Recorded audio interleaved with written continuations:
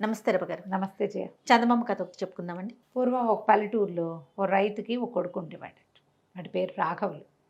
ఆ రైతు ఏమిటో ఒక కర్కోటకుడు ఆయన. పిల్లాడిని అసలు బతకనిచ్చేవాడు కాదు. విపరీతంగా పని చేయించేవాడు. ప్రతి పనికి పేర్లు పెట్టేవాడు. ఏం చేసినా సాటిస్ఫాక్షన్ లేని నాన్నల్ని మనం ఇప్పుడు కూడా కొంతమందిని చూస్తామండి. అమ్మలు కూడా అంతే. కొంతమంది అమ్మలు ఉంటారు, ఏవి చేయనివ్వరు, ఏం చేసినా పేరు పెడతారు, దానికి కాల్చుకు తింటారు. చేస్తే చేసేవంటారు, చేయకపోతే చేయలేదంటారు, చేస్తే బాగా చేయలేదంటారు, చంపుతూ ఉంటారు కొంతమంది. అంటే ఏదో డిస్సాటిస్ఫాక్షను అది పిల్లల మీద పడుతుంది. అయితే విసిగిచ్చేవాడు. గొడ్ల పని, పొలం పని, చచ్చేలా పని చేసేవాడు. వాళ్ళ నాన్నని సంతోషపెట్టడానికి వాడు చెయ్యని పని లేదుట పాపం. రాఘవులు ఎంతో పని చేసేవాడు. ఆ పక్క ఇంట్లో 2-3 ఏళ్ళ అవతల ఉన్న ఒక అమ్మా నాన్న లేక మేనమావ దగ్గర పెరిగే ఒక పిల్ల రామి, అదంటే వీడికి ఇష్టం. ఆ రామిని పెళ్లి చేసుకుందాం అనుకున్నాడు. నాన్నకి చెప్పాడు, నాన్న రామిని పెళ్లి చేసుకుంటాను అని అడిగేసరికి ఏమన్నాడు వాళ్ళ నాన్న, తన దగ్గర రూపాయి లేదు, నీకే దండగ తిండి పెడుతుంటే మళ్ళీ దానికి కూడా తన తిండి దండగ పెట్టాలా, అదేమన్నా పెళ్లి చేసుకుంటే ఆ పిల్ల నుంచి ఆస్తో స్వాస్థో ఏదో రావాలి, అది మేనమావ పంచని బతుకుతోంది, దానికి వాడేమి ఇవ్వడు, తాళి కట్టించి పంపించేస్తాడు, వెనకాల నుంచి రూపాయి తాని పిల్లని ఎందుకు తెచ్చుకోవాలని తెగ తిట్టిపోసాడు.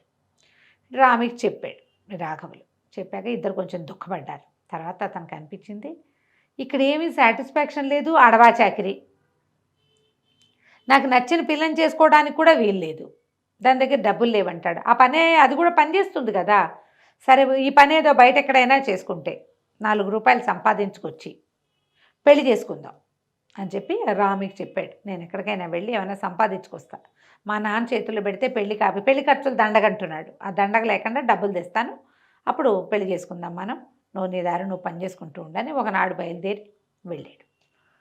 ఊరికే పని వెతుక్కుంటూ ఓ 2-3 ఊళ్ళు దాటేసరికి ఒక చోట ఏరు దాటుతుంది ఒక ముసలమ్మ. ఏరు దాటుతుంటే సరే ఆవిడ పొలం వ్యవసాయం దగ్గర ఎక్కడో నుంచుంది, ఎడ్లను తోలుతుంటే అవి కదలటల్లా, హే అంటుంది. ఇతను అన్నాడు అక్కడికి వెళ్ళి, అవ్వా ఏమిటి అంత కష్టపడుతున్నావు, నువ్వు తప్పుకో, ఎడ్లను నేను తోలుతా, అరక నేను కడతాను అని చెప్పి అరక కట్టి దున్నాడు. దున్నితే పొలం అంతా దున్నేసాడు. మంచి బలమైన వాడు, వీడికి అలవాటు ఉంది పని. అయితే అవ్వంది, భలే మంచివాడివిరా నాయన, దారి పడేవాడివి, ఏదో పని చేసి పెట్టావు, ఎక్కడికి బయలుదేరావు మనవడా, ఏ ఊరు ఏమిటి అని అడిగింది. వీడు మెల్లిగా తన కథ అంతా చెప్పాడు. మా నాన్న ఇట్లా, నేను రామిని ఇష్టపడ్డాను, దాన్ని పెళ్లి చేసుకుంటే నాకు ఇష్టము, మా నాన్న ఏమిటి అన్నాడు, ఏదైనా సంపాదించుకుందామని అనేసరికల్లా ఆవిడంది, ఎక్కడికో ఎందుకురా వెళ్ళటం, 3 ఊళ్ళ గ్యాప్ ఉంది నీకు మాకు, ముందు నా దగ్గరే ఈ వ్యవసాయం చేసి పెట్టు, ఓ ఏడాది నా కింద పంచి, నువ్వు వెళ్ళేటప్పుడు పెద్ద మొత్తం ముట్ట చెప్తా, 2 పూట్ల అన్నం పెడతా, నాతో పాటు హాయిగా ఉండు అంటే సరేనని ఆ అవ్వగారింట్లో ఉండిపోయాడు. ఆవిడకి వ్యవసాయ పనులు చూశాడు, గొడ్ల పని చూశాడు, ఇల్లు వాకిలి వాళ్ళ నాన్న దగ్గర చేసేవాడు కదా, ఈవిడ చక్కగా 2 తిట్లు తిమ్ములు లేవు, నాన్న తెగ తిట్టి పోసేవాడు, ఇడేం లేదు, హాయిగా వంట చేసి పెట్టేది, కమ్మగా కడుపు నిండా భోజనం పెట్టి వీడిని కొంచెం పుష్టిగా తయారు చేసింది. ఏడాది అయింది. ఏడాది అయ్యేసరికల్లా అడిగాడు, అవ్వ ఒక మాట, మరి ఊరు వెళ్ళొస్తాను, నేను వెళ్తే పెళ్లి చేసుకుని మళ్ళీ వస్తాలే అన్నాడు. అయితే ఈవిడేమంది, చాలా సంతోషం రా నాయన, వెళ్ళేటప్పుడు బాకెట్లో ఉన్న గాడిదని తోలుకెళ్ళు అంది. ఏంటిదండి? గాడిదనా? నిర్ఘాంతపోయాడు. ఏదో డబ్బులు ఇస్తుంది అనుకున్నాడు, 2 పూట్ల అన్నం పెట్టింది అనుకో, చెప్పాడు కదా, చెప్పిందిగా వెళ్ళేటప్పుడు ముట్ట చెప్తానని, మరి ఏమిటి ముట్ట చెప్పడం, గాడిదనా? వీడు తెల్ల మొహం వేశాడు. అక్కడ వచ్చి గాడిద దగ్గర నుంచున్నాడు. ఏం మాట్లాడలే. ఆ అవ్వ మళ్ళీ లోపల నుంచి వచ్చింది. ఏరా మనవడా, గాడిదనిచ్చి పంపిస్తున్నానని అనుకుంటున్నావా, దాని 2 చెవులు పట్టు లాగు ఓసారి అంది. గాడిద పక్కన నిలబడి 2 చెవులు పట్టుకుంటా వెనక్కి లాగాడు. లాగేసరికి అది ఏ అంటుంది. గాడిద ఎట్లా వండర పెడుతుంది, అది ఏ అనగానే దాని నోట్లోంచి ముత్యాలు రత్నాలు రాలిపడ్డాయి. అబ్బా, ఆశ్చర్యపోయింది, ఏంటవ్వ అన్నాడు. అందుకే రా నీకు ఇస్తున్నాను, దీన్ని చెవులు పట్టుకు ఈ లాగితే ముత్యాలు రత్నాలు వదులుతుంది, నోట్లోంచి వస్తాయి, అవి తీసుకుని అమ్ముకొని సంపాదన చేసుకో, నీ పని నువ్వు చేసుకో, దీంతోటే బతకక్కర్లా, నీకు అవసరమైనప్పుడు చెయ్యి అని చెప్పింది. ఆ ముత్యాలు రత్నాలు అవ్వకిచ్చాడు, దండం పెట్టాడు. గాడిదని తీసుకెళ్తాలే, ఇది ఉందిగా నా దగ్గర, ఇవి నువ్వు ఉంచుకొని ఆ ముత్యాల రత్నాలు ఆవిడ చేతిలో పెట్టి గాడిదని తోలుకొని బయలుదేరాడు. తన ఊరు చేరే దారిలో, వీడు ఒక రోజులో వాళ్ళ ఊరు నుంచి ఇక్కడికి రాలా, 3-4 రోజులు పట్టింది కదా, మధ్యలో ఒక పేదరాశి పెద్దమ్మ గారింటి దగ్గర, పూటకోళ్ళ పెద్దమ్మ ఇంటి దగ్గర ఆగాడు. ఆగితే సరే ఈ రాత్రికి ఇక్కడ పడుకుని వెళ్తానమ్మా అన్నాడు.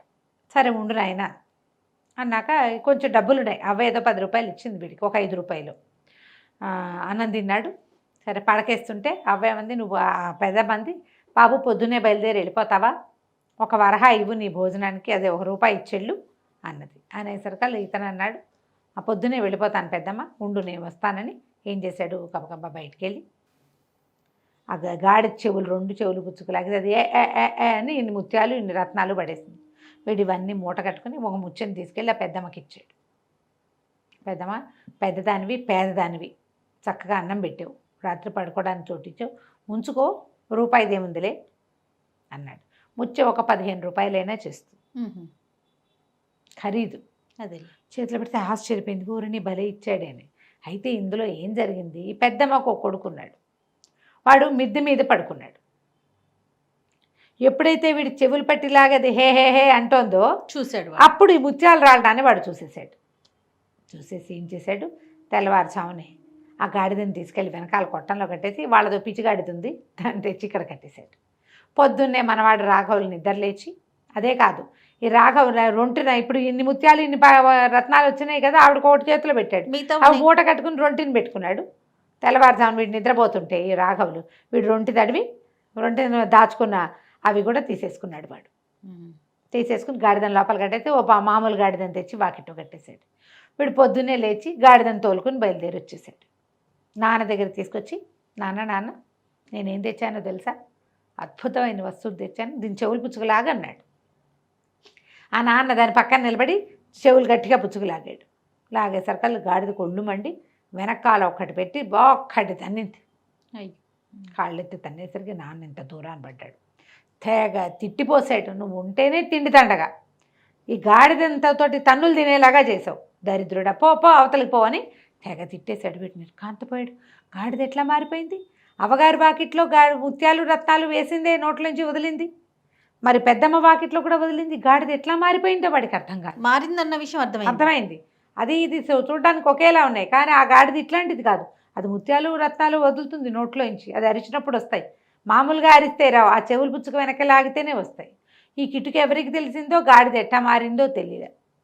ఇంకేం చేస్తాడు, ఆ గాడిదని నాన్న దగ్గర వదిలిపెట్టి ఏదో బరువులు మోసుకోవటానికి వాడుకోమని ఆ రామికి చెప్పి మళ్ళీ బయలుదేరాడు.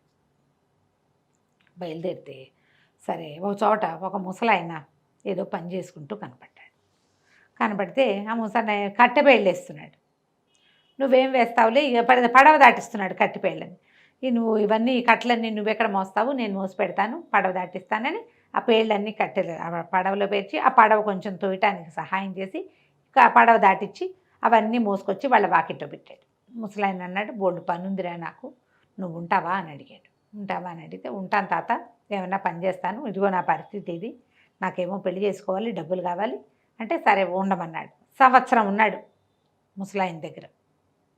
ఏడాది అయిన తర్వాత నేను వెళ్ళొస్తానన్నాడు. వెళ్ళొస్తానంటే ముసలాయన అన్నాడు, వెళ్ళరారా, ఇదిగో అని చేతిలోంచి ఒక కంచం తీసి చేతిలో పెట్టాడు. అదేమిటి, ఒక కంచు పళ్ళెం. నిర్కాంతిపోయాడు వీడు. డబ్బులు ఇవ్వవా తాత నువ్వు అన్నాడు. అనేసరికి, డబ్బులు ఎందుకురా, నీకు అన్నం కావాలి, ఈ కంచాన్ని పెట్టు, కింద పెట్టి హాస్పిటల్ ఇచ్చి కూర్చో, దాన్ని ఎదురుగుండా ఒక మంచినీళ్ళ గ్లాస్ తెచ్చి పెట్టుకో అన్నాడు. పెట్టుకున్నాక, కంచమా వడ్డించవే అను అన్నాడు. కంచమా వడ్డించవే అనగానే టకటక వీడికి ఇష్టమైన 3 పదార్థాలు 4 పదార్థాలు ఇంత అన్నం వచ్చినాయి. చాలు అనేదాకా వడ్డిస్తుంది అది. ఓహో, వచ్చేస్తూనే ఉంటాయి. ఈ కంచం పుచ్చుకోరా, నువ్వు మంచివాడివి, నాకెంతో సహాయం చేసావు. ఓ ముసలివాడు ఒక బరువు మోస్తుంటే ఆ చేతిలోంచి బరువు తీసుకునే గుణం ఉన్నవాడు చాలా తక్కువ మంది ఉంటారు, ఈ ఊళ్ళో ఎవ్వడికి లేదు, నువ్వు ఒక్కడే గుణవంతుడివి, ఈ కంచం పట్టుకెళ్ళి అన్నాడు. సరే వీడు మళ్ళీ బయలుదేరాడు ఇంటికి. దారిలో మళ్ళీ ఏమైంది, ఏ పెద్దమ్మ ఇంట్లో గాడిదని పోగొట్టుకున్నాడో ఆ పెద్దమ్మ ఇంటి దగ్గరే ఆగాడు. బాగున్నావా నాయనా అని అడిగింది పెద్దమ్మ. సరే బాగున్నాను పెద్దమ్మ, ఊరెళ్ళబోతున్నాను, బయలుదేరి మధ్యదారిలో ఉన్న ఈ పూటకి ఇక్కడ పడుకుంటాను అన్నాడు. అటగే నాయనా పడుకో, ఏం భాగ్యమని, మరి భోజనమో అంది. భోజనం వదిలే పెద్దమ్మ అన్నాడు. ఆశ్చర్యపోయింది, ఏమిట్రా అని. ఆవిడ లోపలికి వెళ్ళిపోయింది. వీడేం చేశాడు, ఆవిడ లోపలికి వెళ్ళి తలిపేసుకునేసరికి అరుగు మీద కంచం బయట పెట్టి, కంచమా వడ్డించవే అన్నాడు. కంచం టకటకా వడ్డించేసింది. వీడు తింటా మొదలుపెట్టాడు. వీడు గాడిద కోసం వచ్చాడేమోనని అవతల ఎక్కడో నక్కి ఉన్న పెద్దమ్మ కొడుకు అది చూసేసాడు. కంచాన్ని కూడా చూశాడు. చూసి ఏం చేశాడు, తెల్లవారుజామున కంచం తీసుకెళ్ళి లోపల పెట్టేసి చక్కగా ఇంకో కంచం తెచ్చి ఇక్కడ పెట్టాడు. వీడి ఇంటికి వెళ్ళాడు మన రాఘవులు. ఇంటికి వెళ్ళాక వాళ్ళ నాన్నకు చూపించాడు. నాన్నకు చూపించి కంచం వడ్డిస్తుంది, కంచమా వడ్డించమే అరిచి వచ్చినా సరే అందులోంచి ఏమీ రాలే. మాట వినే కంచం కాదు అది. నాన్నమ్మ తెగ తిట్టిపోసాడు. ఏడాది గడిపొచ్చినా నీకు తెలివి పెరగలేదు, బుద్ధి రాలేదు, పనికి మాలిన వస్తువులన్నీ పట్టుకొస్తావు, ఈ దిక్కుమాలిన సొట్టలు పడ్డ కంచం ఎంతమంది ఎంగిల్ చేశారో దీన్ని, ఇది తెచ్చి ఇంట్లో పెడతావా, బయట గిరాటి కొట్టాడు నాన్న. వీడేం చేస్తాడు ఇంకా, సరే మళ్ళీ బయలుదేరాడు. ఇక బయలుదేరితే ఏమైంది, ఒక చోటకి వెళ్ళాడు. వెళ్తే ఒక ఆయన చెట్టు ఏదో కొడుతున్నాడు. చెట్టు కొడుతుంటే వెళ్ళి చూస్తే ఆయన కొంచెం నడి వయసు వాడు. బాబాయ్ నువ్వు ఉండు, నేను కొట్టి పెట్టాలే అని చెప్పి ఆ చెట్టు కొట్టడానికి సహాయం చేశాడు. చేసేసరికల్లా ఆయన అన్నాడు, అబ్బో భలే మంచివాడివిరా, నువ్వు చాలా బలవంతుడివి, సరే దీన్ని పడేసేయని ఆ చెట్టు పడేశారు కిందకి. పడేశాక ఆయన ఏం చేశాడు, ఉండరా వెళ్ళిపోతున్నాడు. ఇతను సహాయం చేసి వెళ్ళిపోతుంటే ఉండరా నాయన అని ఓ చెట్టు మీద నుంచి ఒక కొమ్మ అందుకుని తన చేతిలో ఉన్న కత్తితో దాన్ని అట్లా ఇట్లా చెక్కి కొంచెం వంకి కర్రలాగా చేశాడు. కొంచెం పట్టుకునేందుకు వీలుగా చేతిలో పెట్టాడు. ఏం చేసుకుంటాను ఈ కర్ర అనుకున్నాడు రాఘవులు. అది పట్టుకొని బయలుస్తాను బాబాయ్ అన్నాడు. అనేసరికల్లా ఆగరా అబ్బాయి, ఈ కర్ర ఒట్టి కర్ర కాదు, నువ్వు ఎవరిని కొట్టమంటే వాడిని కొట్టొస్తుంది, మామూలుగా నీకు నడవటానికి తోడు ఉంటుంది, చూడు కావాలంటే అన్నాడు. అనగానే ఓ కర్ర వెళ్ళి గాలిని కొట్టవే అన్నాడు. అనగానే కర్ర రయ్యమని లేచి గాల్లో ఎడాపెడా బాధేసింది. ఆశ్చర్యపడి చాలు అనగానే దిగొచ్చి మళ్ళీ నుంచుంది. ఓహో ఇది బాగానే ఉందనుకున్నాడు. ఇది పుచ్చుకుని ఏమనుకున్నాడు, వీడికి తట్టింది. ఆ ముసలాయనకి చెప్పాడు, ఇట్లా 2 సార్లు 2 వస్తువులు నాకు అందినవి ఇలా పోయినాయి అని. పెద్దమ్మ ఇంట్లో మారకం జరిగి ఉండొచ్చు అని చెప్పాడు ఆయన. పెద్ద ఆయన గమనించి ఆలోచించి చెప్పాడు. అక్కడి నుంచి పెద్దమ్మ గారింటికి వెళ్ళాడు. పెద్దమ్మ బాగున్నావా అని అడిగాడు. ఎవరినైనా నువ్వు అంది పెద్దమ్మ. నన్ను గుర్తుపట్టలేదా అన్నాడు. నేను నిన్ను ఎప్పుడు చూడలేదండి పెద్దమ్మ. వాడు 3వసారి ఎందుకు వచ్చాడంటే తన వస్తువు కోసం వచ్చాడు అనుకున్నారు వాళ్ళు. ఈ లోపల పెద్దమ్మ కొడుకు వచ్చాడు. ఎప్పుడు చూడలేదే ఇవన్నీ అన్నాడు. మేము ఎప్పుడు చూడలేదంటే అదేం పెద్దమ్మ, గాడితో వచ్చాను మొదటిసారి, కంచంతో వచ్చాను 2వసారి, నువ్వు చూడలేదంటే అసలు మా ఇంటికి గాడిదని తెచ్చిన వాడినే మేము చూడలేదండి పెద్దమ్మ. సరేలే ఈ కొడుకు అన్నాడు. ఏంటి నువ్వు ఈ అక్కర్లేని మాట్లాడతావు, వెళ్ళిపో బయటికి వెళ్ళిపో అన్నాడు. అనగానే మన రాఘవులు ఏం చేశాడు, కర్ర వీళ్ళ సంగతి చూడవే ఓసారి బాదు అన్నాడు. అనగానే కర్రరా ఏమని లేచి ముందు ఆ పెద్దమ్మ కొడుకుని చీత కొట్టేసింది. కుయ్యో మొర్రో అన్నాడు. కింద పడిపోయిన వాడు నిజం చెప్పల. ఎప్పుడైతే ఈ కర్ర నీ పెద్దమ్మ సంగతి చూడు అనగానే ఏ పెద్దమ్మ భరిస్తుంది ఆ దెబ్బల్ని.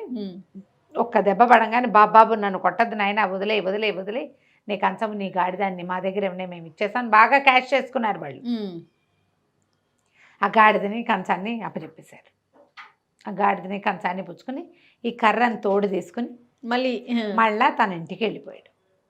నాన్నకు చెప్పాడు, ఈ గాడిద నుంచి ఇవి వస్తాయి అని ఓ గుప్పెడు ముత్యాలు రత్నాలు ఎత్తి నాన్న చేతిలో పెట్టాడు. నేను ఈ ఊళ్ళో ఉండను, కొడుగ్గా నీకు ఇవ్వాల్సింది ఇచ్చాను, నేను వేరే ఊళ్ళో ఉంటాను, నా పని నేను చేసుకుంటా, ఏదైనా పొలం కొరుక్కుంటాను, నీతో పాటు నేను ఉండనని చెప్పి రామిని తీసుకుని వేరే ఊరు వెళ్ళిపోయి చక్కగా పెళ్లి చేసుకుని, కానీ వాడు ఆ గాడిద మీద ఆధారపడి ఉండల, తన పని తను చేసుకున్నాడు. చక్కగా పొలం కొనుక్కుని వ్యవసాయం చేసుకున్నాడు. ఒకసారో 2 సార్లు ఆ గాడిద చెవులు పిండి రత్నాలు ముత్యాలు తీసుకున్నాడు. హాయిగా సుఖంగా ఉన్నాడు రామ్తో కలిసి. కథ కంచికి మనం బాగుంది రమ్మగారు. నమస్తే రమ్మగారు. నమస్తే జయ. ఏదైనా స్టోరీ చెప్తారండి? బంగారు గొర్రె కథ చెప్తాను. బంగారు గొర్రె అనగానే ఆసక్తి, బంగారు లేడీలాగా అనిపించింది కదా నీకు? ఇది అలాంటిది కాదండి. పూర్వం చిత్రావతి నగరానికి ఒక రాజుగారు ఉండేవారట. రాజుగారికి 2 భార్యలు. పెద్ద భార్యకి ఒక కూతురు రూపవతి, ఆ పిల్ల పేరు నిజంగానే బహురూపసి. 2వ భార్యకి పిల్లలు లేరు. ఆవిడ కొంచెం క్రూరాలు కూడా మనిషి, అదొక రకం. అయితే పిల్ల పెద్దదయ్యే కొందికి అందంగా తయారైంది.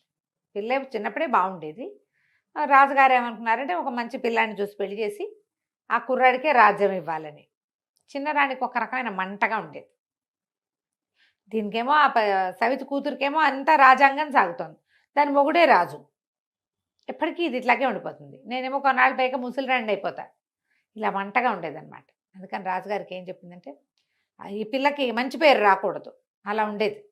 ఈర్ష్య కొంతమందికి ఉంటాయి కదా, ఓర్వలేనితనం.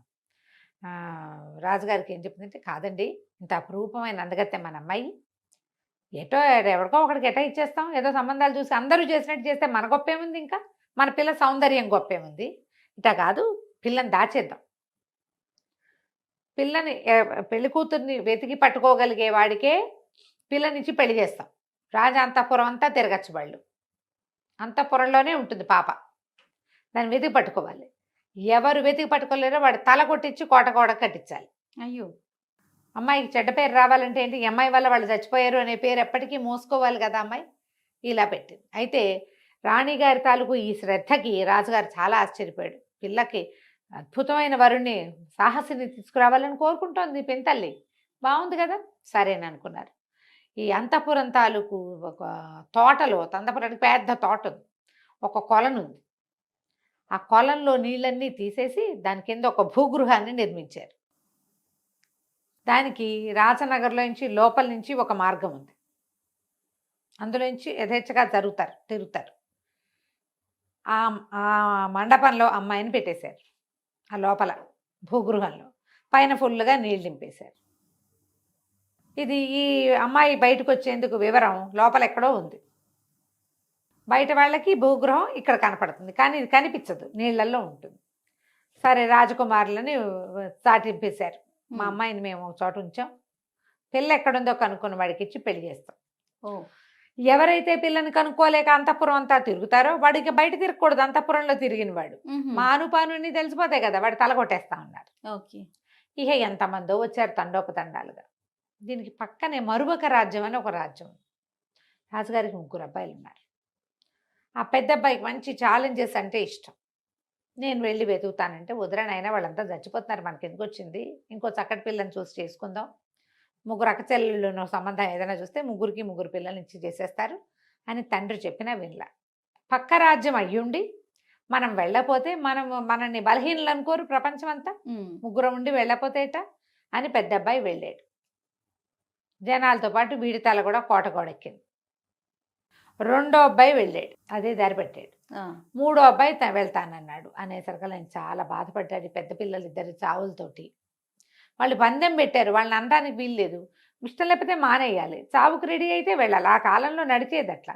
ఇది వద్దురా నాయన, ఒక్క పిల్లాడివి మిగిలేవు, నీకు పిల్ల పాప పుడతారు, రేపు పొద్దున మీ రాజ్యం చూసుకుంటారంటే వాళ్ళేమో ఇద్దరు అటు అన్యాయం అయిపోయారు, నువ్వు అట్టా చేయటానికి వీల్లేదని ఎంత బతిమలాడినా 3వ అబ్బాయి వెళ్ళా. నాన్న వాళ్ళు తెలివి తక్కువగా అక్కడికి వెళ్ళిపోయారు, నేను అట్టా వెళ్ళను అని చెప్పి ఇంటి దగ్గర నుంచి బోల్డ్ అన్ని బంగారు కాసులు తీసుకుని గుర్రం ఎక్కి వెళ్ళాడు. వెళ్ళి ఈ చిత్రపురిలో ఒక మంచి కంసాలిని పట్టుకున్నాడు. రాజుగారికి నగలు చేసి ఇచ్చే కంసాలి. ఏం చేశాడంటే, ఆ మొత్తం బంగారం అంతా వాడు ఎదురుగుండా పోసాడు. ఒక పెద్ద సైజు గొర్రె బొమ్మ చేయి, బంగారంతో, కాళ్ళు గీళ్ళు సన్నగా ఉంటాయి. ఆ గొర్రె బొమ్మ అది ఎంత ఉండాలంటే ఒక మనిషి అందులో కూర్చునేంత కావాలి. బంగారం బోల్డ్ డబ్బులు తెచ్చాడు.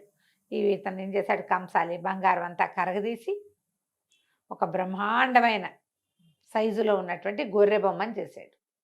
ఆ బంగారపు బొచ్చులాగా ఉండేటట్టుగా పైన ఉన్నదంతా ఇట్లా గీరి ఇట్లా డిజైన్ చుట్లు వచ్చేలాగా చేశాడు. ఎంత మెరిసిపోతూ భలే వెరైటీగా ఉంది అది. దానికి పొట్ట దగ్గర ఒక చిన్న ఖాళీ ఉండి అందులో కూర్చోవచ్చు ఒక మనిషి. దాన్ని మళ్ళీ మూసేసేయచ్చు. సరే, వాళ్ళ లోపల నుంచి తెరుచుకునేలాగా మేట కూడా పెట్టించాడు రాకుమారుడు. ఇప్పుడు ఏం చెప్పాడంటే, నీకు కావాల్సిన బహుమానం మా ఊరి నుంచి వస్తుంది, రాకుమారికి బహుమతిగా తెచ్చానని చెప్పు దీన్ని అని చెప్తే సరే ఒప్పుకున్నాడు. సరే, బంగారంతో చేశారు కానీ ఇది బంగారం అని చెప్పలే, పంచలోహాలతో చేశామని చెప్పించాడు. ఇంత బంగారం ఎక్కడిది నీకని అడుగుతాడుగా రాజుగారు. ఎవరో చిన్న బొమ్మ చేసుకున్నారు, యువరాణి సరదా పడుతుందని పెద్ద బొమ్మ చేసుకొచ్చానని చెప్పాడు. వెంటనే అది యువరాణికి అప్పచెప్పబడింది. అమ్మాయి కోసం కదా తెచ్చాడు, అది ఒక చోట పెట్టి ఆ బొమ్మను చూసి మురిసిపోయింది అమ్మాయి. ఆ కొమ్ములు ఆ జుట్టు సవరిస్తూ ఎంత బాగుందో, ఎంతో బాగుంది, నాకు తోడు ఉంటుంది అని చెప్పి ఆ కొమ్ములకి అవి ఇవి తగిలించుకోవచ్చు, అట్లా చేస్తారు కదా కొన్ని బొమ్మల్ని. సరదా పడింది, ఓ దండేసింది దాని మేళ్ళు. ఆ బొమ్మ లోపల నుంచి యువరాణి సౌందర్యాన్ని చక్కగా చూశాడు మనవాడు 3వ కుమారుడు రాకుమారుడు. చూశాక ఏం చేశాడు, ఒక పూట ఉన్నాడు, ఎన్ని పూటలు ఉంటాడు లోపల. యువరాణి కోసం భోజనం అవి వచ్చేవి. భోజనం వస్తే ఇక ఆ వచ్చిన భోజనాన్ని వీడు చల్లగా బయటకు వచ్చి తినేసేవాడు. ఈ పిల్లకి అర్థం కాలే, ఏమిటి పళ్ళు అవి రాత్రి తిందాం నుంచి అని లేవేమిటి. 4-5 రోజులు గడిచాక చూసుకుంది, ఎవరో తినేస్తున్నారు వీటిని. ఎవరు తింటున్నారు, ఎవరు వస్తున్నారు, ఎవరు రారు లోపలికి. ఆ అమ్మాయి మామూలుగా బయట తిరుగుతూనే ఉంటుంది. ఎవడైనా రాకుమారుడు వచ్చి కనుక్కుంటాడు అనగానే భూగృహంలోకి వెళ్ళిపోతుంది. ఆ రాకుమారు ఇక మరి వస్తూనే ఉన్నారు చచ్చిపోవడానికి సిద్ధపడి. ఈ పిల్ల లోపలే ఉంటుంది. నేను ఇక్కడ పెట్టినవి ఎట్ట మాయమైపోతాయి. చూసి చూసి ఒక వారం తిరిగేసరికి పసిగట్టేసింది, ఎవరో వస్తున్నాడు లోపలికి ఇందులో ఇంచి అని. ఆ మీట నొక్కేసి ఇది బయటికి లాగేసింది రాకుమారుని. ఆశ్చర్యపోయింది, వాడు ఎంత చక్కగా ఉన్నాడో. ఈ పిల్ల ఇన్ని రోజుల నుంచి దాక్కుంటోంది కానీ ఒక్క రాజకుమారుని మగవాడిని కంటితో చూసింది లేదు అమ్మాయి. వీడు చక్కగా హ్యాండ్సమ్గా చేయెత్తున్నాడు. 20-25 ఏళ్ళు ఉన్నాయి వీడికి, 20 ఏళ్ళు పైన ఉన్నాయి. ఆ పిల్లకి 16-17 సంవత్సరాలు ఉంటాయి. లోపల ఎవరు ఉండరు కదా, ఇద్దరు కలిసి పేక ఆడుకున్నారు, అవి ఆడుకున్నారు, ఇవి ఆడుకున్నారు, కబుర్లు చెప్పని చివరికి ప్రేమ ఆడుకున్నారు కూడా. సరే ఎట్లా పెళ్లి చేసుకోవాలి. అయితే అబ్బాయి ఏమన్నాడంటే, ముందు ఏదైనా ఒక బరువైన వస్తువు తీసుకొచ్చి దీని కాలు విరకొట్టేద్దాం, నేను అందులో కూర్చుంటాను, కాలు రిపేర్ చేయించి పట్టుకురామని చెప్పు మీ నాన్నకి అని చెప్పి. సరే ఏం చేశాడు, అక్కడి నుంచి ఇక్కడి నుంచి వెతుకుని సామాన్లు, రాజకుమారి సామాన్లు అంత పెద్ద మందపాటి సామాన్లు ఏం లేవు. ఏదో ఒక దాంతో కాలు విరకొట్టేశాడు. దానికి కొట్టేసి లోపలికి కూర్చున్నాడు. ఈ పిల్ల 2వ రోజు తండ్రికి కబురు చేసింది, గొర్రె బొమ్మ పొరపాటున పడిపోయింది, తోసేశాను, పడిపోయింది, కాలు విరిగిపోయింది, కాలు రిపేర్ చేయించి తెచ్చిపెట్టండి అని. గొర్రె బొమ్మను మోసుకుపోయారు. ఎక్కడికి వెళ్ళాలి అది రిపేర్కి? కంసాల దగ్గరికి వెళ్ళాలి. సరే కంసాల దగ్గరికి వెళ్ళాక ఇక్కడ రాకుమారుడు అందులోంచి బయటకు వచ్చేసాడు.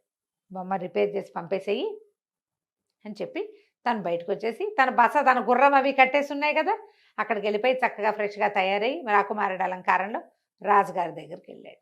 నేను మరొక రాజకుమారుడినండి, మరొక రాజ్యం రాకుమారుడిని, 3వ వాడిని, మీ అమ్మాయిని వెతకడానికి వచ్చానంటే రాజుగారు పరిపరి విధాలు చెప్పాడు. బాబు వద్దు నాయనా, చిత్రపురి రాజు అనమాట, రూపవతి వాళ్ళ నాన్న. మీ అన్నయ్యలు 2 మరణించారు, ఇక నువ్వు ఒక్కడివే మీ నాన్నకున్నది, నువ్వు పట్టుకోలేకపోయావంటే నీ మరణం తథ్యం. మేమేమో మరి చెప్పిన దాని ప్రకారం ప్రతిజ్ఞ ప్రకారం చేస్తాము, ఇప్పటికి 99 మంది చచ్చిపోయారు. వద్దంటే ఏం పర్వాలేదండి నేను వెతుకుతానన్నాడు. అక్కడి నుంచి అంతఃపురం అంతా తిరిగి చివరికి కొల్లం దగ్గరకు వచ్చాడు. కొల్లం దగ్గరికి రాగానే ఆ కొల్లం దగ్గర నుంచి ఇందులో నీళ్ళన్నీ తీయించండి ముందు అన్నాడు. హడిలిపోయింది చిన్నరాణికి, అర్థమైపోయింది వీడు పసికెట్టేశాడని. నీళ్ళన్నీ తోడిచ్చారు, వాడు ఒప్పుకోల నీళ్ళు తోడేదాకా. అక్కడి నుంచి నీళ్ళన్నీ తోడేశాక మండపంలాగా ఉంది, మండపం లోపలికి చిన్న మెట్లు కనపడుతుంది కిందకి. అబ్బాయి ఆ మెట్లు పుచ్చుకొని బయలుదేరేసరికి యువరాణి చిన్నరాణి వీడి వెనకాల వచ్చేసింది. అది కాదు ఇది కాదు అందుకని వాడు పన్నిమిటల్లా ఇంకా. సరే లోపలికి వెళ్ళాక బాబు ఉండు, ఒక్క నిమిషంలో నేను వస్తానని తలుపు తీసుకొని లోపలికి వెళ్ళి ఏం చేసింది, దాసీలందరినీ లోపల నుంచి పిలిచేసింది అంతఃపురంలో నుంచి. అట్నుంచి ఇంకో తలుపు ఉంది కదా, అంతఃపురం లోపల ఒక తలుపు ఉంది చిన్నది, అందులోకి మనుషులు వచ్చిపోవచ్చు. అక్కడి నుంచి అందరినీ కాకేస్తే ఒక 30-40 మంది దాసీలు వచ్చేసాక సరే రాకుమారి దగ్గరికి వెళ్ళి చెప్పింది, అబ్బాయి మరి 30 మంది అమ్మాయిలు ఉన్నారు, రాజకుమార్తెను నువ్వు గుర్తుపట్టగలిగితేనే నీతో పెళ్ళి, లేకపోతే లేదు. నువ్వు అమ్మాయి ఎక్కడుందో కనుక్కోవటమే కాదు, అమ్మాయి ఎవరో కూడా కనుక్కోవాలి. సరే ఏం చేశాడు, సరేనండి అలాగే అని ఒకసారి నా బస దాకా వెళ్ళొస్తాను అని చెప్పి బసకెళ్ళి ఏం చేశాడు, ఎంత బంగారు నాణ్యాలు తునకలుగా ఉన్న బంగారపు ముక్కలు జేబులో వేసుకుని వచ్చాడు. సరే అమ్మాయిలని ప్రదర్శన చేయండి గుర్తుపడతాను అన్నాడు. అనగానే ఆవిడ ఏం చేస్తా మొత్తం 30 మందిని నుంచోబెట్టింది. ఈ అబ్బాయి ఏం చేశాడంటే జేబులో నుంచి బంగారాన్ని ఎత్తి విసిరేశాడు. దాసదాసీ గణానికి బంగారం కావద్దు, అందరూ బంగారాల కోసం ఒగ్గారు. ఒక పిల్ల నుంచును ఒకే రకం బట్టలు ఒకే రకంగా వేసుకున్న ఆ నిలబడ్డ అమ్మాయిని చేపట్టుకున్నాడు. ఇదే రాజకుమార్తె. ఏం చేయలేకపోయింది చిన్నరాణి. 99 మందిని చంపేశారు. 100వ వాడిని కూడా చేసేద్దాం అనుకుంది. 100వ వాడేమో బాలుడైపోయాడు. దాంతో ఇంకా రాజుగారు కాదంటానికి వీల్లేక పెళ్లి చేసేశారు. చక్కగా ఆ బంగారు గొర్రెని అంతఃపురంలో పెట్టించారు. మరొక రాజ్యపు రాకుమారుడికి ఈ చిత్రపురి రాజ్యాన్ని కూడా కట్టబెట్టారు. కలకంచికి మనం ఇంటికి. నమస్తే. నమస్తే. నమస్తే రమ్మగారు. నమస్తే జయ. రమ్మగారు, మనం రకరకాల కథలు చెప్పుకుంటూ ఉంటాం. మాతృభక్తని, పితృభక్తని, గురుభక్తని, అట్లా వీటికి సంబంధించి అసలు ఏమన్నా కథలు ఉంటాయండి? పితృభక్తి కథలు చెప్పుకోవచ్చు మనం. ఒక కథ చెప్పచ్చు ఎక్స్ట్రా. ఓకే. మనకు మామూలుగా తెలుసు రాముల వారి పితృభక్తి పరాయణుడు. అసలు తండ్రి మాట అడవికి వెళ్ళిపోయాడు. భీష్ముడు పితృభక్తి పరాయణుడు. ఆహా! మరి ఆయన పెళ్లి మానేసుకున్నాడు కదా తండ్రి కోసము. అవునా రమ్మగారు? ఈ కథ నాకు తెలియదు రమ్మగారు. అదేంటి భీష్ముడి కథ తెలీదని? అంటే డీటెయిల్డ్ గా తెలీదు. ఈసారి చెప్దాం. ఒక లైన్ వరకు అంతవరకే తెలుసు కానీ ఒక కథ రూపంలో చెప్పండి ఈసారి. చెప్తాం, భీష్ముడి సంగతి చెప్పాల్సిందే. అవును. అయితే అలాంటి భీష్ముడిలాగా రాజ్యాన్ని, నాకు రాజ్యం వద్దు అని వదిలిపెట్టుకునే వాళ్ళు మనకి మన ఈ కాలంలో కూడా ఉన్నారట. ఓకే. ఇది 14వ శతాబ్దంలో మేవాడ్ సంస్థానానికి లఘుసింహ అతని పేరు, లఘు మహారాజు, ఎల్ రఘు కాదు లఘుసింహుడు అని ఒక రాజుగారు ఉండేవాడు. ఈ రాజుకి 2 కుమారులు ఉన్నాడు, చండసింహుడు, రఘునాథ సింహుడు, 2 కుమారులు. ఈ కుమారులు కలిగి కొంచెం ఆయన నడి వయసుకు వచ్చిన తర్వాత ఒకసారి ఏమైందట, ఆయనకి పిల్లలంటే చాలా ఇష్టం, అబ్బాయిలు చాలా బుద్ధిమంతులు వాళ్ళు. రఘునాథుడు చాలా కామ్గా కూడా ఉండేవాడు. చండసింహుడు కొంచెం గట్టివాడు, కానీ తండ్రితో అమిత ప్రీతిగా ఉండేవాడు. తల్లి గతించింది. అయితే వీళ్ళకి కొంత దూరంలో ఉన్నటువంటి మార్వాడ్ అనే ఒక ప్రాంతం నుంచి రాజప్రతినిధి వచ్చి, వార్తాహరుడు లేదా ఇలా రాజప్రతినిధిలాగా ఒక ఆయన వచ్చాడు. వచ్చి ఏం చేశాడు, ఈ మన లఘు మహారాజు సభలోకి వచ్చి మామూలుగా పలకరింపుకి వచ్చి ఒక కొబ్బరికాయని రాజుగారి పాదాల దగ్గర పెట్టాడు. ఆ రోజుల్లో పద్ధతి ఏంటంటే, ఈ మార్వాడు ఆ ప్రాంతాల్లో తమ పిల్లని ఎవరికైనా ఇవ్వదలుచుకుంటే వాళ్ళ పాదాల చెంత కొబ్బరికాయ పెట్టడం, నీకు కన్యాదానం చేస్తాము అని చెప్పటం అప్పటి పద్ధతి. మార్వాడు రాజు రణమల్లు, ఆ రణమల్లుకి హంసాదేవని అత్యద్భుత సౌందర్యవతి అని ఒక కూతురుంది. ఆ పిల్లని ఈయనకి ఇస్తామని కొబ్బరికాయ పెట్టారు. ఈయన పేరేంటి, మన లఘుసింహుడు, ఈ లఘు మహారాజు, ఆయన ఆశ్చర్యపోయాడు. ఎప్పటి నుంచో ఆ పిల్ల చాలా సౌందర్యవతి అని వింటున్నాడు, కానీ నడివయసు వాడిని నాకెందుకు ఇస్తారు వాళ్ళ పిల్లని అని అనుకున్నాడు. ఈ కొబ్బరికాయ పెట్టేసరికల్లా ఏమంటున్నాడు, పిల్లని తనకివ్వడానికి వాళ్ళు సిద్ధపడ్డారు అని చెప్పి, అలాగే మాకేం అభ్యంతరం లేదని వార్తాహరుడికి చెప్పి శుభలేఖ వస్తుందని చూస్తున్నాడు. ఈ హంసాదేవిని నాకు ఇవ్వబోతున్నారని చెప్పాడు అందరికీ. దేశంలో రాజుగారు మళ్ళీ వివాహితుడవుతున్నాడని చెప్పుకున్నారు. కొద్ది రోజులకి రణమల్లు గారు ఆ మార్వాడి నుంచి కాగితం పంపించాడు. మేము హంసని ఇవ్వదలుచుకుంది చండసింహుడికి, నీ కాదు, మా వార్తాహరుడు చేసిన పొరపాటు వల్ల చండసింహుడి పాదాల దగ్గర పెట్టవలసిన కొబ్బరికాయ పెద్ద కుమారుడి దగ్గర, రాకుమారుడి దగ్గర పెట్టాల్సింది రాజుగారి దగ్గర పెట్టాడు. మా ఉద్దేశం మాత్రం మేము చండసింహుడికే ఇస్తాం పిల్లని, అలాగైతే మాకు ఓకే, నీకు ఇచ్చే ఉద్దేశం మాకు లేదు అనేసరికి ఈయన చాలా హర్ట్ అయిపోయాడు. ఆయన హర్ట్ అయ్యి బాధపడ్డాడు. కొంచెం సన్నిహితుల దగ్గర తెలుసుకుని ఈ చండసింహుడు ఏమనుకున్నాడు, చండు అని రాస్తారు, ఇతను మార్వారు వెళ్ళాడు. వెళ్ళి మీ వార్తాహరుడు ఏం చేసినా సభలో జరిగింది ఇది, మా తండ్రి వివాహానికి సిద్ధపడ్డాడు, పిల్లనిచ్చి పెళ్లి చేయమంటే నీకు ఇస్తాం కానీ మీ నాన్నకు ఇవ్వమన్నారు. ఇతను అన్నాడు, కాదు, ఏనాడైతే మీరు పంపించిన నారికేళ్ళం మా పితృపాదుల పాదాల దగ్గర పెట్టబడిందో దాన్ని మా తండ్రి ఎప్పుడు ఒప్పుకున్నాడో అప్పుడే హంసాదేవి మాకు మాతృస్థానంలో స్థిరపడింది. ఆమెని మా తండ్రికి ఇచ్చి వివాహం చేయటమే సరైన పని, పెళ్లి చేస్తారా యుద్ధం చేస్తారా? అయ్యో అనేసరికి రణమల్లి ఏమన్నాడు, వాళ్ళది కొంచెం చిన్న సంస్థానం వీళ్ళకంటే, అట్లా కాదయ్యా, పోనీ నువ్వేదో ఇట్లా అంటున్నావని మేము ఒప్పుకున్నామనుకో, మా పిల్లని మీ నాన్నకిచ్చి పెళ్లి చేస్తాం, రేపొద్దున సంతానం కలిగితే రాజుగారి పిల్లలు అవుతారు, కానీ రాజులు ఎవరు, నీకు ఇవ్వదలుచుకుంది ఎందుకు, రేపు మీ నాన్న తర్వాత నువ్వు రాజు అవుతావు, మా మనవడు మా దౌహిత్రుడు రాజకుమారుడు అవుతాడు, తర్వాత రాజు అవుతాడు, నీ తర్వాత నువ్వు జ్యేష్ఠుడివి, నీ జ్యేష్ఠ కుమారుడు రాజు అవుతాడు. రాజు అవ్వటానికి ఉండవలసిన దౌహిత్రుణ్ణి ఒట్టి రాకుమారుడిగా రాజుగారి చిన్నబ్బాయిగా చేయటం నాకు ఇష్టం లేదు, మా అమ్మాయికి పుట్టబోయేవాడు రాజు అవ్వాలని కదా అనుకున్నాం మరి అనేసరికల్లా చండు అన్నాడు, మా నాన్న కోరిక తీర్చండి, మీ మనవడే రాజు అవుతాడని చెప్పాడు. ఆయన వివాహానికి సిద్ధపడ్డాడు, ఆయన పరువు పోతుంది, నాకు రాజ్యం అక్కర్లా, మీ హంసాదేవికి కలిగిన కుమారులకే రాజ్యార్హత, మాకు రాజ్యం అక్కర్లేదు అని ఒప్పుకున్నాడు. జనమంతా ఆశ్చర్యపోయారు. తండ్రి కూడా ఆశ్చర్యపోయి కాదన్నాడు, కానీ కుమారుడు ఒప్పుకోవాలి, నేను మాట ఇచ్చేశా, ఆవిడ నీకు వాగ్దత్త, నీ మాట మీద పెళ్లి చేసుకుంటానని ఒప్పుకున్నావు నువ్వు, నేను వీళ్ళకి మాట ఇచ్చా, నువ్వు మాట తప్పద్దు నేను మాట తప్పను, పెళ్లి చేసుకోమన్నాడు. కొద్ది రోజుల్లోనే ఈ లఘు మహారాజుకి హంసాదేవికి వివాహం జరిగిపోయింది. ఆయన ఒక 45 ఏళ్లవాడు, ఆవిడ ఒక 18, 16 ఏళ్ళది. ఆ రోజుల్లో అలాగే చేసేవాళ్ళు. రాకుమారి వచ్చేసింది. కొంతకాలానికి ఒక 3 సంవత్సరాలు, 2 సంవత్సరాలు, 4 ఏళ్ళైందో ఆవిడకు కుమారుడు కలిగాడు. ముకుళుడు, ముకుళసింహుడు అని పేరు పెట్టారు అతనికి. ముకుల్ అన్నమాట.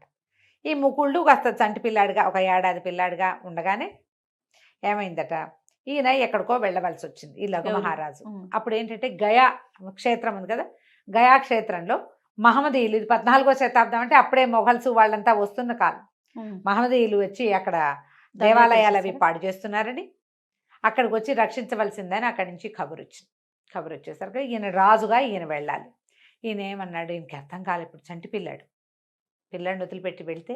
అందుకని చండుని పిలిచి అడిగాడు, నాయన ఇట్లా నేను యుద్ధానికి వెళ్ళాలి, వాళ్ళకి ప్రాతినిధ్యం వహిస్తానని, సహాయం చేస్తానని చెప్పారు. పైగా మన దేశ ప్రభావం తగ్గిపోతుంది, మన ధర్మం, మనం ఎక్కడైతే పూజ, గయా క్షేత్రం చాలా చిన్న క్షేత్రం కాదు కదా, బుద్ధగయ ఆ క్షేత్రం, దాన్ని చేయకూడదు, మన ధర్మం నిలబడి ఉన్న చోటది. అందుకని నేను అక్కడికి వెళ్తున్నాను, ముకుళుడి సంగతి ఏమిటి నాయన అన్నాడు. నాన్న నువ్వేం భయపడద్దు, ముకుళుడే రాజు, వాడిని కూర్చోబెట్టి నేను చేస్తా రాజ్యం, ముకుళుడి చేతిలో నుంచి సింహాసనం పక్కకి వెళ్ళనివ్వను అని మాటిచ్చాడు. ఓకే. ఈయన సంతోషంగా పెద్ద కొడుకు చేతిలో చిన్న కొడుకుని పెట్టి వెళ్ళిపోయాడు. 2 ఏళ్ళు యుద్ధం నడిచిందట, 18 నెలల పాటు.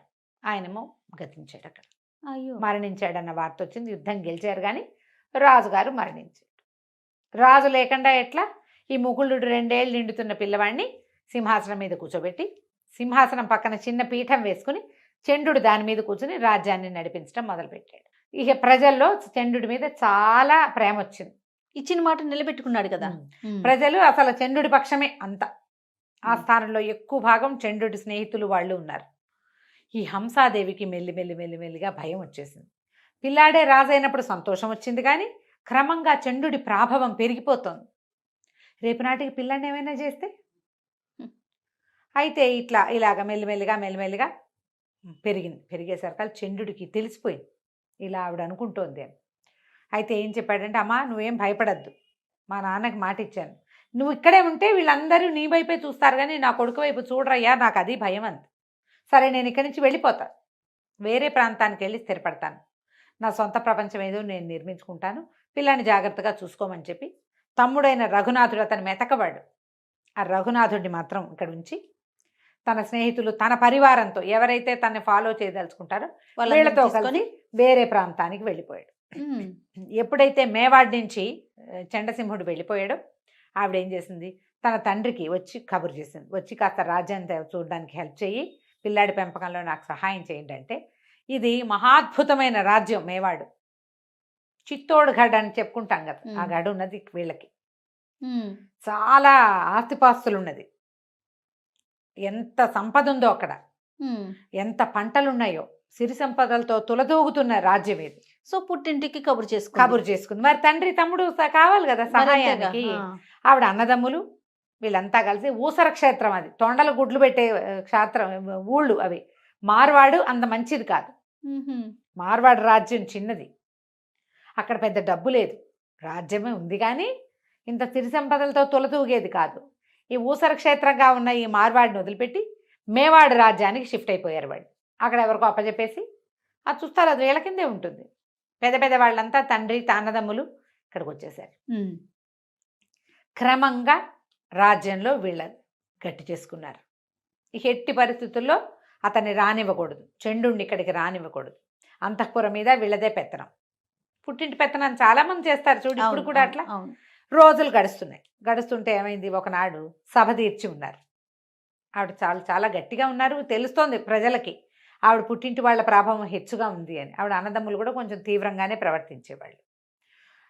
సభలో ఒకనాడు పిల్లవాడిని రాజసింహాసనం మీద కూర్చోబెడతారు కదా, ఎవరైతే రాజ్యం చేస్తున్నారో వాళ్ళు కింద ఒక పీట వేసుకుని కూర్చుంటారు. కింద పీఠం మీద కూర్చున్నాడు తాత. ఈ సింహాసనం మీద కూర్చున్న పిల్లాడు 4 ఏళ్ళు వాడే కదా, ఎక్కువ వయసు ఏమిది, 5 ఏళ్ల పిల్లాడు. వాడు ఏదో బంతి తెచ్చుకుని ఆడుకుంటూ బాల్ పడిపోయిందని దిగి కింద ఆడుకుంటున్నాడు. ఎప్పుడైతే రాకుమారుడు, రాజే కదా, సింహాసనం మీద నుంచి దిగాడో సభలో ఉన్న వాళ్ళంతా లేచి నిలబడారు, అది ఆస్థాన మర్యాద. కానీ తాత అయిన రణవల్లు మాత్రం తన పీట మీద నుంచి లేవల. ఆయన తాంబూలం నవ్వులుతూ కుర్చీలో కూర్చున్నాడు. సభలో ఉన్న వాళ్ళంతా అసహించుకున్నారు. ఇప్పుడు రాజు పిల్లాడా పెద్దవాడా కాదు, రాజు రాజే. రాజు సింహాసనం, దానికి మర్యాద ఇవ్వాలి. ఆ స్థానంలో అట్లాంటి మర్యాదలు తప్పడానికి అసలు రజపుత్రులు అస్సలు ఒప్పుకోరు. రాజ్పూట్స్కి చాలా మర్యాదలు ఎక్కువ, వాళ్ళు ఆ, ఒప్పుకోరు. ఆ, మిగిలిన వాళ్ళందరికీ కోపం వచ్చింది. కానీ ఏమంటారు, రాణిగారి తండ్రి మాట్లాడకుండా ఊరుకున్నారు. కానీ ఈ పిల్లాడి వెనకాల ఒక దాది వస్తుంది, రోజు పిల్లాడిని ఎత్తుకొస్తుంది, అది దింపుతుంది. వాడికి ఏమైనా ఆకలిస్తుంది, అవి ఇవి మంచినీళ్ళు కావాలి, ఏమైనా కావాలంటే ఇస్తుంది. సభ అంతా అయిపోయాక పిల్లాడిని ఎత్తుకు తీసుకుపోతుంది. అక్కడ నుంచున్న దాది చండసింహుడిని పెంచింది అదే. పిచ్చి కోపం వచ్చేసి పిల్లాడిని ఎత్తుకుని వెళ్ళి, మీ నాన్న ఏం చేస్తున్నాడో తెలుసా, కనీసం నీ పిల్లాడు రాజు అతనికి మర్యాద కూడా ఇవ్వటం లేదు, పిల్లవాడికి మహారాజుకు మర్యాద ఇవ్వద్దు,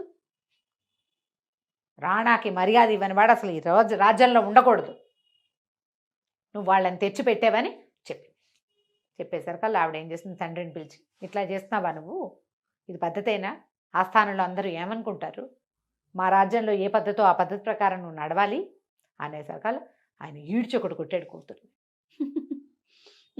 నోరు మూసుకుని పడుండు, నీ బెత్తనం ఏంటి, రేపొద్దున దీనికి రాజు నేను, ఏమైనా పిచ్చి వేషాలు వేసామంటే పిల్లాన్ని నిన్ను కూడా లేపేస్తామని బెదిరించి. దుఃఖం వచ్చేసింది, ఏం చేయాలో తెలియలే ఆవిడికి.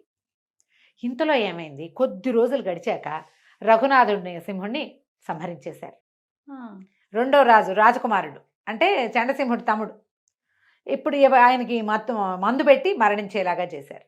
ఎప్పుడైతే ఆవిడ తను మరణించాడో ఇంకా తన వంతు తన పిల్లాడి వంతు ఈవిడికి తెలిసిపోయింది.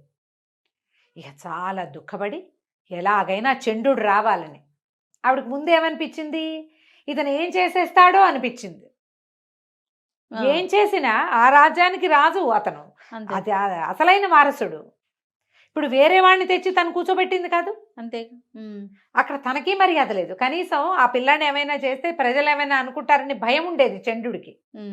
వీళ్ళకేం భయం, వీళ్ళు ఈ ప్రజలు వీళ్ళ వాళ్ళు కాదు, మీ జాతి కాదు, మా కులం వేరు, మీ కులం వేరు, అలాంటి ధోరణులు ఉండేవి. దాంతో ఈవిడ కబురు చేసేసరికి అంచెలంచెలుగా చండుడికి కబురు అందింది, తన తమ్ముడు మరణించాడని, యువరాజు అదే పసివాడైన రాజు ప్రాణాలు ప్రమాదంలో ఉన్నాయని, హంసాదేవి తీవ్ర దుఃఖంలో ఉందని కబురు వెళ్ళిపోయేసరికి చంద్రుడు ఏం చేశాడు, ఒక ప్లాన్ ప్రకారం చేశాడు. ముందు తన స్నేహితుల గుంపందని పంపించాడు. తను రాకుండా ఈ గుంపంతా వచ్చారు. మిగిలిన స్నేహితులు వచ్చేసరికి ఊళ్ళో వాళ్ళంతా ఎందుకు వచ్చారంటే, ఆ ఎన్నాళ్ళు ఉంటాం, మన రాజ్యం వదిలిపెట్టి, చంద్రుడు రానన్నాడు వెనక్కి, ఇక అతను వదిలిపెట్టి మేము వచ్చేసాం అని ఆ స్థానంలో కొలువుల్లో ఉన్న వాళ్ళు ఆ స్థానంలో చేరిపోయారు. వీళ్ళు మనుషులు గుంపుగా వెళ్ళారంటే, ఓ 10 మంది వెళ్ళారనుకో, 10 మందికి ఒక్కొక్కడికి 1800, 700 చొప్పున సైన్యం ఉంటారు. అందరు రాజ్పూట్సే కదా, ఎవరి గుంపు వాళ్ళకు ఉంటుంది. మొత్తం అన్ని సమూహాలు ఊళ్ళోకి చేరిపోయినాయి. మొదట అక్కడి నుంచి ఎప్పుడైతే వీళ్ళంతా వచ్చి కొలువుల్లో కుదురుకుని ఈ పిల్లాడిని పహరా కాసేస్తున్నారనమాట, పిల్లవాడికి ఏ ప్రమాదము రాకుండా. ఆవిడకి రోజులు గడిచే కొందుకి ఆవిడ ఏం చేసింది, ఏదో లక్ష్మీ పూజ చేయాలని కొంచెం దూరంగా ఉన్న ఒక దేవాలయానికి రాజకుమారుడిని తీసుకెళ్తున్నానని, రాజుని తీసుకెళ్తానని ప్రచారం చేసింది. ఆవిడ ఏదో పూజలు పెట్టుకున్నాను అని చెప్పి ఈ 5-6 సంవత్సరాల వయసు ఉన్నటువంటి ఈ ముకుళ సింహుడిని కూడా తీసుకుని రాజుతో సహా వెళ్ళాలని చెప్పి వెళ్ళేసరికల్లా సరే వెళ్ళేటప్పుడు మరి రాజు వెళ్ళాలంటే కదిలి ఆయన ఒకడు వెళ్ళడు కదా, ఆయనతో పాటు ఎంత పరివారం, ఎంతమంది అంగరక్షకులు ఎంత వెళ్తారు, పెద్ద గుంపు పోయింది. ఆ గుంపు అంతా వెళ్ళేసరికి అక్కడి నుంచి చండసింహుడి గుంపు కూడా దానికి యాడ్ అయ్యింది. ఆ ఊళ్ళో నుంచి ఈ గుంపు ఆ గుంపు మొత్తం వచ్చేసినాయి. ఈ ప్రజలు ఇక్కడ ఉన్న రాజుగారి మావగారు ఏమనుకున్నారంటే, రాజకుమారుడి సైన్యం వెళ్ళింది, రాజకుమారుడి సైన్యమే వచ్చింది అనుకున్నారు. కానీ అందులో చండు చేరాడని తెలుసుకోలేదు. లోపలికి రావటం ఏమిటి, అంతకుముందు కొంతమంది సైన్యం ఇక్కడ ఉన్నారు కదా, మార్వాడి నుంచి వచ్చిన వాళ్ళందరినీ తొలగించేశారు 3 రోజుల్లో, తమ సైన్యమే. అక్కడి నుంచి వెంటనే యుద్ధభేరి మోగించి మార్వాడి సైన్యం మొత్తాన్ని తొలగించేశారు. రణమల్లుని కూడా సంహరించారు. ఎప్పుడైతే రణమల్లుని సంహరించారో, అంటే రాజుగారి తాతని మాతామహుడిని సంహరించారో, జోడా అని ఒక కుమారుడు ఉన్నాడు, జోడా సింహుడు అతని పేరు రణమల్లుకి. అతను కాస్త పారిపోయాడు. సింహుడు కాదు, జోడామల్లు, రణమల్లు కుమారుడు జోడామల్లు కొంతమంది స్నేహితులతో కలిసి మార్వాడి పారిపోయాడు. ఇందులో అంతర్గత యుద్ధాలు అనుకో ఒక చిన్న సమూహం సరిపోతుంది. ఇప్పుడు మార్వాడి మీదకి వెళ్ళాలంటే పెద్ద సమూహం కావాలి కావాలి కదా. కానీ చంద్రుడు తన స్నేహితులతో కలిసి మార్వాడి మీద దండెత్తాడు. దండెత్తి అక్కడికి వెళ్ళిపోయిన జోడామల్లుని సంహరించి అతని స్నేహితులందరినీ చేసి మార్వాడిని కూడా మేవాడిలో కలిపేశాడు. మాతామహుల రాజ్యానికి తండ్రి రాజ్యానికి కూడా ముకులుడే రాజుగా ఉన్నాడు. ఇతను లేడు. చంద్రుడు రాజు అవల. తన ఇచ్చిన మాట ప్రకారము చంద్రుడు రాజు కాలేదు. చంద్రుడి కుమారులు కూడా అతని మనవలు సహాయం చేసినట్టుగా చెప్పరు. కొంచెం చంద్రుడి కుమారులు కూడా తమ కంటే కొంచెం మాత్రమే పెద్దవాడైన తమ బాబాయిని రాజుగా ఒప్పుకొని ఎంతో కాలం రాజ్యం చేశారట. ఇదేంటంటే పురాతన గాథల్లో మనం వింటాం పితృభక్తి ఇట్లా. తర్వాత కాలంలో ఈ 14వ శతాబ్దం 18వ శతాబ్దాల్లో వినలేం కదా. ఇది ఒక ప్రత్యేకమైన గాథ, ఈ పితృభక్తి గాథ. బాగుంది రమ్మగారు. నమస్తే. నమస్తే. నమస్తే రమ్మగారు. నమస్తే జయ. రమ్మగారు, మీరు పీసీ సర్కారు మెజిషియన్ స్టోరీస్ చెప్తా ఉన్నారు కదా, ఒక చెప్పుకుందాం. భలే ఉంటాయి. కథ అంతా ఉంటుంది. ఒక చిన్న మ్యాజిక్ ట్రిక్ అనమాట. సుందర్బనాలు అని ఒక రాజ్యం ఉండేదట. ఆ రాజుగారికి ఒక కుమారుడు ఉండేవాడు, శీలకుమారుడు అతని పేరు. రాజుగారు మంచి కంట్రోల్లో ఉంచేవాడు అబ్బాయిని. అయితే వివాహానికి ముందు తీర్థయాత్రలు అవి అంటే ఊళ్ళు తిరగటము ఒక పద్ధతిగా ఉండేది అక్కడ. పిల్లలు చదువు అయిపోయాక రాకుమారిని బయటికి పంపించేవారు. ఈ శీల్ కుమారుడు కూడా అట్లాగే తను చుట్టూ అన్ని రాజ్యాలు చూసి ప్రపంచాన్ని తెలుసుకోవటం. తర్వాత వివాహం చేసేవాళ్ళు. ఆ తర్వాత ఏం చేసేవాళ్ళు, రాజ్యాధికారం. ముందు యువరాజు పట్టాభిషేకం చేసి రాజ్యాధికారం మెల్లిగా రావాలంటే ఈ లోపల అంతఃపురాల్లో ఉండటము, తర్వాత గురువు దగ్గర ఉండటము, ప్రపంచాన్ని చూసేది అవకాశం లేదు కదా. అవును కదా. అందుకని ఒక పర్యటన అలా తిరుగుతూ ఉండటం. అందుకని చెప్పి శీలకుమారిని పంపించాడు. ఇతను ఈ సుందరబనాల నుంచి బయటికి వెళ్ళి తమకి కొంత దూరంలో ఉన్న ఒక కోసల రాజ్యానికి వెళ్ళాడు. రాజ్యం భలే అందమైందట. కోసల దేశానికి ఒక పెద్ద నగరం, అదేదో చెప్తారు దాని పేరు, జైపూర్ లాంటిది ఏదో, జైపురం. ఆ నగరమే దాని రాజధాని. జైపురం చాలా బాగుంటుందని అందరూ చెప్పగా విని ఈ శీలకుమారుడు ఆ జైపురానికి వెళ్ళాడు. వెళ్తే సరే చాలా బాగుంది. ఆ వెళ్తూ ఉంటే ఒక పెద్ద తోటలు కనపడ్డాయి అతనికి. బయట నుంచి చూస్తేనే చాలా ఆకర్షణీయంగా ఉంది. అందులోకి వెళ్ళబోయాడు. లోపలికి వెళ్ళబోతే తోటమాలి వాళ్ళు అడ్డుకున్నారు. వాకిట్లో ఉన్న వాళ్ళు, సెక్యూరిటీ వాళ్ళు ఉంటారు కదా, ఇది అందరూ వెళ్ళేది కాదండి, మీరు ఎక్కడో బయట ఊళ్ళ నుంచి వచ్చినట్టు, ఈ ఊరు వాళ్ళు ఎవరు ఇందులోకి వెళ్ళరు, ఇది రాజకుమార్తె శాలిని యొక్క సొంత ఉద్యానవనం, ఆమె తిరుగుతుంది, ఇది ఇప్పుడు మీకు ఇక్కడ కనపడుతుంది కానీ కోటకి అంతఃపురానికి అనుసంధానంగా ఉన్నది ఇది. అంతఃపురం నుంచి రాణి అమ్మ యువరాణి బయటికి రోడ్ల మీదకి రాకుండా ఒక మార్గం గుండా ఇందులోకి వచ్చేస్తుంది. ఇప్పుడు అంతఃపురానికి అనుసంధానంగా ఉన్నట్టు అనమాట ఇది. ఇందులోకి బయట వాళ్ళు వెళ్ళకూడదు, మగవాళ్ళు స్ట్రిక్ట్లీ నో అండి, కుదరదని పంపారు. కానీ ఇతనికి ఆ లోపల నుంచి వస్తున్న పువ్వుల గాలి, పళ్ళ వాసనలు, ఆ బయట ఉన్న క్యానోపీ లాగా కనపడుతుంది అనమాట, అదంతా ఇట్లా దీనిలాగా కనిపిస్తుంది. చాలా ఆకర్షణీయంగా ఉంది, చల్లగా ఉంది. అక్కడ నుంచుంటే వెళ్ళాలనిపించింది. ఏం చేశాడు, సరే రెండో పక్క అక్కడి నుంచి వదిలి సరేనని వచ్చేసాడు. కాదు కూడదు అంటే వాళ్ళకే తెలిసిపోతుంది వీడు వేరే మార్గం ట్రెస్ పాసింగ్ చేస్తాడని, అవునులే సరిహద్దులు దాటేస్తాడని అనుమానం వస్తుంది. అక్కడ సరేనని వచ్చేసాడు. ఇంకో రోడ్డు వైపుకి వెళ్ళాడు. వెళ్ళేసరికల్లా అక్కడ కూడా ఇదే తోట కనపడుతుంది అతనికి. అది ఇక్కడి నుంచి అక్కడ దాకా ఉంది. ఓహో. సరే ఎవరు లేరని చూసి ఇతను ఏం చేశాడు, గుర్రాన్ని కొంచెం అవతలగా కట్టేసి మాటుగా చాటుగా కట్టేసి చల్లగా ఆ గోడ దూకి లోపలికి వెళ్ళాడు. వెళ్తే ఎంత బాగుందో, మన ఊళ్ళలో లేవు ఇలాంటివి అనిపించింది. వాళ్ళ ఊళ్ళో ఏంటి, రాజకుమార్తెలు లేరు, వాళ్ళకి అబ్బాయిలు ఉన్నారు, అబ్బాయే ఉన్నది. అబ్బాయి కోసం అతను వేటకు అడవికి వెళ్తాడు. అతనికి తోట అవి ఎందుకు, ఏవో మామూలుగా తోటలు పెంచారు. ఈ ప్రత్యేకంగా రాజకుమార్తె కోసం అక్కడక్కడ లతానీ కుంజాలు, చక్కా పొదరిళ్ళు, దేనికి దానికి బెడ్స్గా వేసిన గులాబీలు, మల్లెలు, ఇలా రకరకాల చెట్లు, ఇన్ని పువ్వులు ఉండేసరికల్లా ఎన్నో తుమ్మెదలు, తర్వాత సీతాకోక చిలకలు, పిచుకలు ఎన్ని ఉన్నాయో. సంతోషం పట్టలేకపోయాడు అతను. అంత గ్రీనరీ, ఆ కలర్ఫుల్గా ఉన్న దాన్ని చూసేసరికల్లా ఒక ఆత్మానందానికి లోనయ్యి అంతా తిరిగి దొరికిన పళ్ళేవో 4 కోసుకుని తిని తర్వాత ఏం చేశాడు, పక్కన ఒక చిన్న పొదరిల్లు లాగా ఉంటే దాని మీద ఒక బెంచ్ ఉంది. దాని పక్కన ఆ బెంచ్ మీద కూర్చుంటే హాయిగా ఉంది. కూర్చుని అతని దగ్గర పిల్లని గ్రోబ్ ఉంది, అతనికి ఫ్లూట్ వాయించే అలవాటు. ఓకే. ఈ బోర్డును దోపుకున్నాడు నడువు కట్టుకునే దట్టీలో. ఆ దట్టీలో నుంచి ఫ్లూట్ తీసి వాయించడం మొదలుపెట్టాడు. కాసేపు అయ్యేసరికల్లా ఏమైంది, ఫ్లూట్ వాయిస్తూ హాయిగా సంతోషంగా ఉన్నాడు. చల్లగా మధురమైన వాసనలు వచ్చే ఆ గాలి పీలుస్తూ అట్లా మైమరిచిపోయి ఉన్నాడు. ఎక్కడి నుంచి వచ్చిందో ఒక నాగుపాము అతన్ని కాటేసింది. అయ్యో! కెవ్వమన్నాడు, గిలగిలా తన్నుకున్నాడు, పడిపోయాడు కింద. మొహం నీలంగా అయిపోయింది. ఎప్పుడైతే ఇతను ఫ్లూట్ మొదలు పెట్టాడో దీనికి ఈ తోటకి అంతఃపురం నుంచి యువతలకు వచ్చాక ఇక్కడ కూడా ఒక చిన్న సౌధం లాంటిది ఉంది. రాకుమార్తె ఒక 2 చెలికత్తెలతోటి అక్కడ వచ్చి ఉంది. ఫ్లూట్ వినిపించేసరికల్లా ఆ అమ్మాయి ఎవరా అని, ఎవరు వచ్చారు తోటలోకి, ఫ్లూట్ ఎట్లా వినపడుతుంది, ఎవరు ఏమిటని ఒక దీని దగ్గర గవాక్షం దగ్గర ఒక కిటికీ దగ్గరకు వచ్చి నిలబడి చూస్తోంది. దగ్గరలోనే ఉంది దానికి. ఆ అబ్బాయి గమనించుకోవాలి.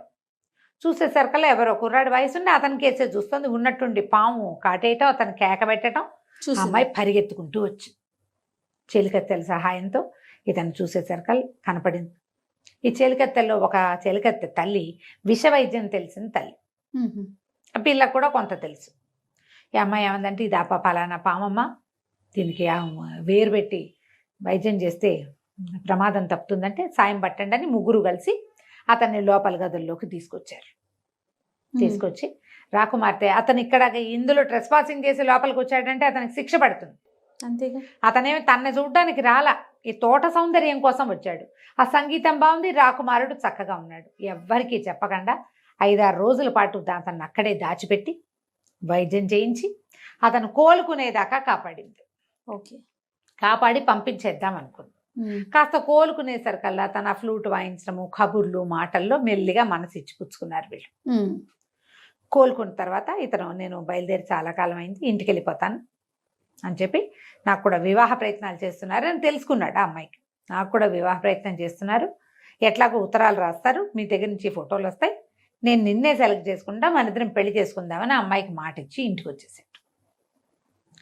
ఇంటికి వచ్చి కొద్ది రోజులు గడిచినాక ఇతను ఈ శాలిని చేసుకుంటా అని చెప్పి గనక చెప్పాడో నాన్నకి, నాన్న తిరగబడిపోతాడు. వాళ్ళ నాన్న ఈ పిల్లాడిని, కుర్రవాడిని అతనే ఉద్దేశం చెప్పేలాగా కానీ, అతని అభిప్రాయానికి విలువిచ్చేలాగా కానీ, చాయిస్ అతనికే వదిలేయటం కానీ చేయడు ఆయన. ఓహో. చాలా గట్టివాడు తండ్రి. అతను ఆ పద్ధతిలో లేడు ఆయన. ఇప్పుడు ఏం చేయాలని ఆలోచిస్తుంటే రకరకాల పెళ్లి సంబంధాలు వచ్చినాయి. శాలిని ఫోటో కూడా ఉంది అందులో. ఓకే. ఆ చిత్తరువు కూడా ఉంది. అన్నీ చూసిన తర్వాత ఇతను శాలిని ఉంది చెప్దామనుకున్నాడు. తండ్రి, మంత్రి గారు, రాజగురువు ముగ్గురు కలిసి స్క్రూటినీ చేసి వాటిని ఏం చేస్తారు, అన్నీ చూసి ఈ అమ్మాయి తండ్రి ఎంతమంది ఫైనలైజ్ చేస్తారు కదా, ఇవన్నీ చూసేసి చివరికి 3 సంబంధాలు తేల్చారు. ఆ 3 శాలిని లేదు. ఏం చేయాలో తెలియలా, దిగులుగా అయిపోయాడు. వెళ్ళొచ్చిన దగ్గర నుంచి అతని ధోరణి మారిందని, ఇప్పుడు ఈ పెళ్లి సంబంధాలు చూడటం మొదలుపెట్టాక ఇంకా మొహం వేళ్లాడేసి ఉంటున్నాడని కనిపెట్టాడు మంత్రి గారి కుమారుడైన దేవదత్తుడు. ఓకే. ఏమిటో ఇలా డల్గా ఉన్నావు ఏమిటి అని ప్రశ్నించేసరికి ఇంకెవ్వరికి చెప్పలేక ఈ శీల్ కుమారుడు ఏం చేశాడంటే దేవదత్తుడికి చెప్పాడు ఈ సంగతి.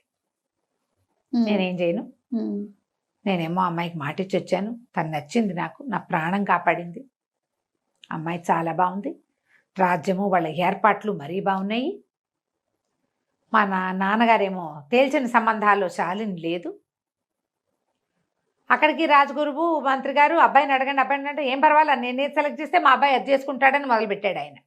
అబ్బాయి నేను చేసుకోనని అనలేడు, అందరి ముందు పరుగు పోతుంది తండ్రిది.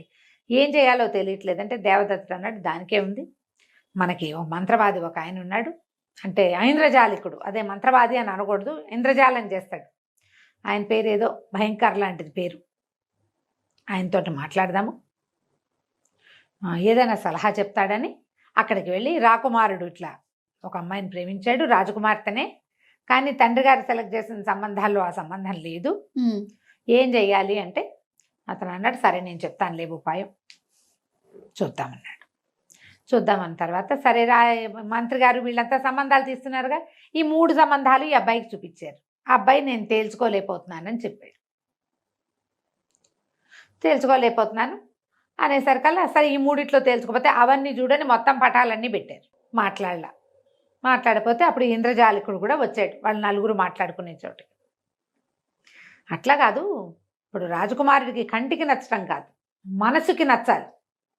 అంతేగా. హృదయ ఫలకం మీద ఎవరి పేరుందో ఆ పిల్లని చేస్తే అతను సంతోషంగా ఉంటాడు, మన రాజ్యానికి అద్భుతమైన వారసులు కలుగుతారు, సంతోషం వల్ల రాజ్యం బాగుంటుంది అనేసరికల్లా మంత్రి గారు పక్కపక్కన హృదయ ఫలకాన్ని ఎవరు చూస్తారండి అన్నాడు. ఎందుకు హృదయ ఫలకాన్ని చూసేందుకు అవకాశం ఉందండి, మన దగ్గర బ్రహ్మాండమైన విద్య ఒకటి ఉంది, మీరు ఓ పని చేయండి, ఈ వచ్చిన రాజకుమార్తెల పేర్లన్నీ లిస్ట్ అవుట్ చేసి ఒక కాగితం మీద రాయండి, రాజకుమారుడు మనసుకి ఏ సంబంధం నచ్చిందో ఆ అమ్మాయి పేరుని ఆయన హృదయ ఫలకం మీద వచ్చేలాగా నేను చేస్తా. బాగుందిగా అని చెప్పాడు మన ఈయన ఐంద్రజాలికుడు. కొంచెం బాగా ఆలోచించారు. ఈయన చెప్తున్నాడు కదా, ఆయన కొంచెం గట్టిగా పేరెన్నిక కన్నవాడు, ఏదైనా తమాషా మ్యాజిక్లు బాగా చేయగలిగేవాడు, ఒక్కోసారి పెద్ద పెద్ద విషయాల్లో కూడా ఆయన సలహా పాటించారు వీళ్ళు. అందుకని ఈ లోపల మంత్రి కుమారుడు దేవదత్తుడు అన్నాడు, ఇది చేసి తీరాలి ఇట్లాగే, అప్పుడే కదా ఇతనికి ఎవరు నచ్చారో మనకు తెలుస్తుంది అని అతను బలపరిచేశారు. కల్లా కుమారుడి మాట విన్న మంత్రి గారు కూడా మరి పిల్లలు కోరుకుంటారు, అది రాజకుమారుడి మాట కూడా ఇదే అయి ఉంటుంది అని ఆలోచించి సరే ఒప్పుకున్నాడు. ఒప్పుకున్నాక ఇతను ఐంద్రజాలికుడు అన్నాడు, ఈ ట్రిక్ ఇది నేను ఈ మంత్రం అందరి ముందు చేస్తా,